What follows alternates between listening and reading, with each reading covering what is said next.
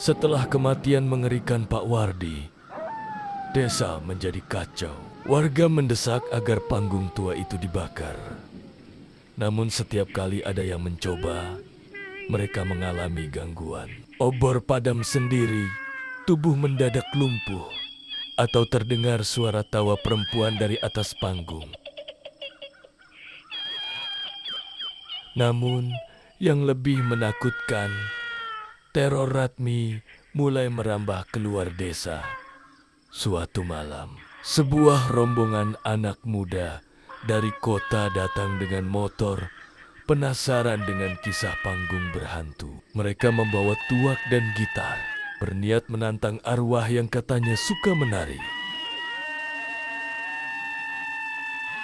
Di tengah malam, mereka duduk di dekat panggung sambil tertawa-tawa. Salah satu dari mereka menyalakan musik dangdut lewat ponsel.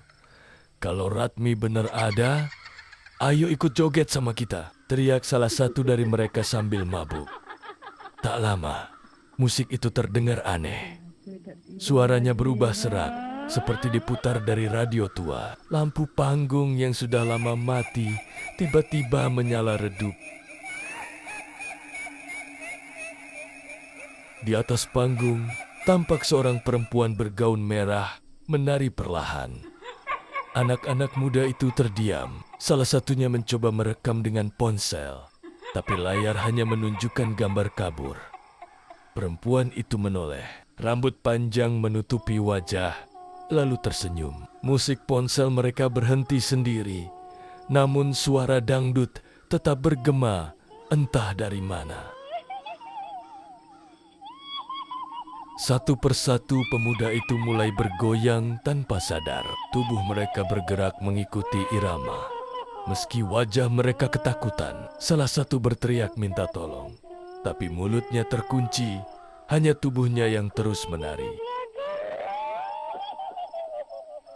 Esok pagi, warga desa menemukan motor-motor anak muda itu terparkir rapi. Namun tubuh mereka ditemukan di sawah, dalam posisi menari. Wajah tersenyum kaku, mata mereka melotot kosong, dan dari telinga keluar darah segar. Kabar itu menyebar cepat keluar desa. Orang-orang dari kota mendengar cerita tentang arwah penari dombret yang bisa muncul di mana saja jika musik dangdut diputar malam hari. Dan sejak saat itu, teror Ratmi tidak lagi terbatas pada panggung tua. Ia sudah mulai menari di jalan-jalan, di sawah, bahkan di ponsel orang-orang yang nekat memutarkan lagu dangdut tengah malam.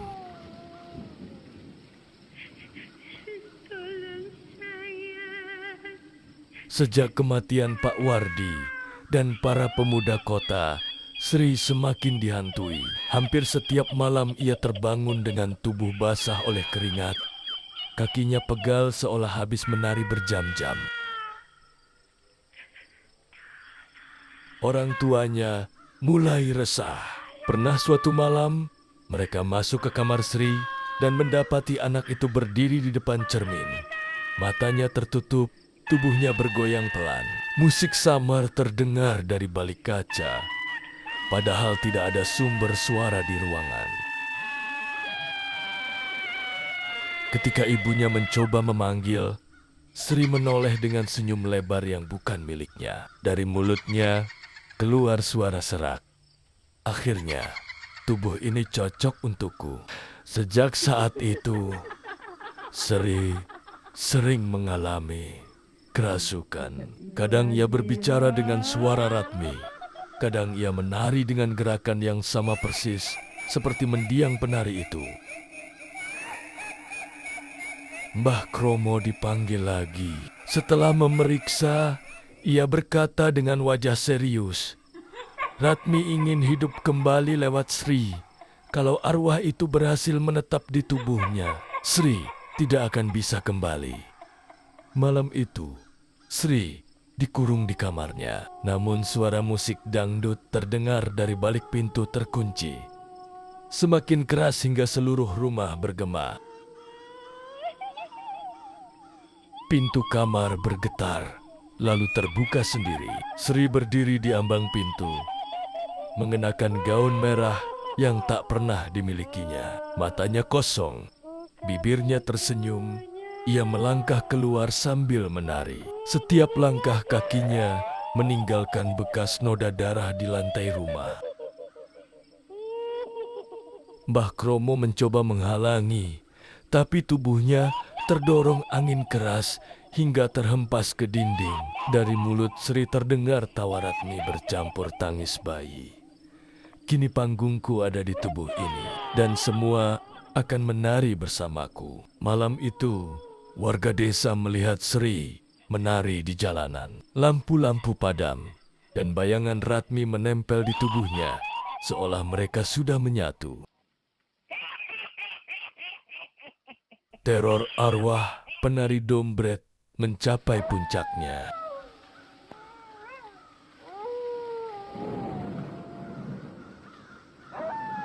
Desa semakin kacau setelah Sri dirasuki Ratmi malam-malam berubah menjadi neraka. Suara musik dangdut menggema tanpa henti dari arah sawah, panggung, hingga rumah-rumah. Warga sering terbangun dalam keadaan tubuh mereka bergoyang sendiri, seolah dipaksa ikut menari. Mbah Kromo, meski tubuhnya sudah lemah, bersumpah melakukan ritual terakhir untuk menyelamatkan Sri. Ia meminta bantuan beberapa pemuda yang masih berani, lalu mengumpulkan sesaji besar, ayam hitam, kain kafan, kendi air suci, dan seperangkat gamelan kuno. Arwah Ratmi hanya bisa dilepaskan dengan cara mengulang tariannya. Tapi kali ini harus diiringi doa, bukan nafsu, ucap Mbah Kromo dengan suara bergetar. Malam itu, mereka membawa Sri yang sudah mengenakan gaun merah dan menari tanpa henti ke panggung tua. Tubuhnya kaku, matanya kosong, dan dari bibirnya keluar tawa Ratmi yang melengking. Ritual dimulai. Gamelan dipukul perlahan, menghasilkan nada lirih yang bercampur dengan doa Mbah Kromo.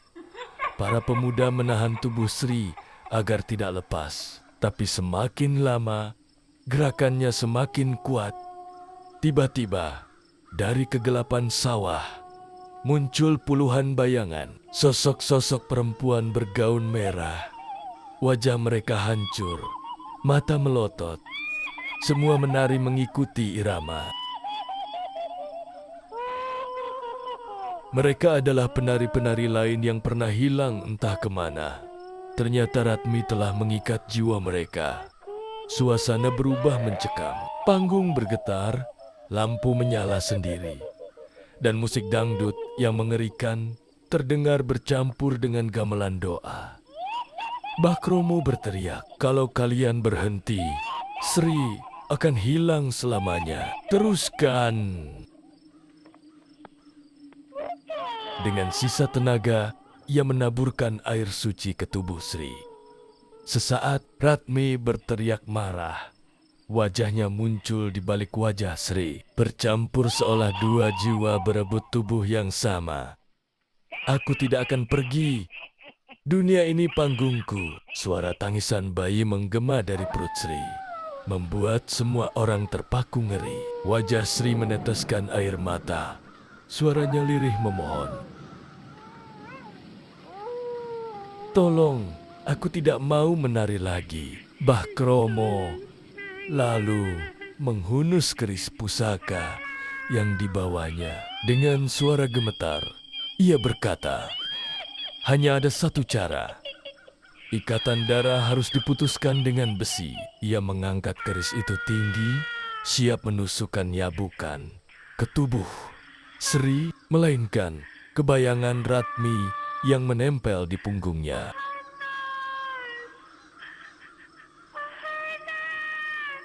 Malam itu, udara desa menjadi berat, seolah seluruh angin terhisap ke panggung tua. Tubuh Sri menggeliat hebat. Wajahnya berganti-ganti antara dirinya sendiri dan Ratmi yang penuh dendam. Mbah Kromo berdiri dengan keris pusaka di tangan. Ia tahu hanya satu kesempatan tersisa. "Ratmi," teriaknya, "kau mati dengan dendam, tapi kau tidak akan hidup lewat tubuh ini." Ratmi tertawa melengking dari mulut Sri. Gaun merahnya berkelebat. Darah menetes ke lantai panggung. Bayangan para penari bergaun merah semakin banyak. Menari liar mengelilingi mereka. Mbah Kromo menghunus kerisnya, lalu dengan sisa tenaga menusukkannya tepat ke bayangan yang menempel di punggung Sri. Teriakan mengerikan terdengar. Sri jatuh terkapar. Tubuhnya menggigil. Dari punggungnya keluar asap hitam pekat, membentuk wajah Ratmi yang menjerit penuh kebencian. "Aku belum selesai. Panggung ini akan tetap hidup." Bayangan itu lalu pecah menjadi ribuan serpihan merah, beterbangan ke udara, lalu lenyap bersama suara musik dangdut yang mendadak berhenti. Sri pingsan, tubuhnya akhirnya tenang. Para pemuda berlari menolongnya. Wajah mereka penuh lega. Namun, Mbah Kromo tidak seberuntung itu. Setelah menusukkan keris, tubuhnya jatuh terduduk. Nafasnya tersengal, matanya sayu. "Aku hanya bisa menunda, bukan menghapus," ucapnya sebelum akhirnya terdiam selamanya. Panggung tua itu kembali sepi. Warga desa akhirnya sepakat membongkarnya dan membakar kayu-kayu bekasnya. Asap hitam mengepul ke langit, seolah ikut membawa sisa dendam yang tersisa. Sri selamat, tapi sejak malam itu ia tidak pernah menari lagi. Wajahnya selalu murung dan di matanya tersimpan trauma mendalam. Namun, beberapa bulan kemudian, di kota seberang, terdengar kisah aneh. Sebuah kafe dangdut melaporkan lampu panggungnya berkedip sendiri. Musik berubah serak, dan ada penonton yang tiba-tiba bergoyang tanpa sadar hingga tubuhnya kaku. Konon, seseorang melihat sosok perempuan bergaun merah menari di pojok panggung. Panggung tua boleh saja habis terbakar, tapi tarian Ratmi masih mencari panggung baru.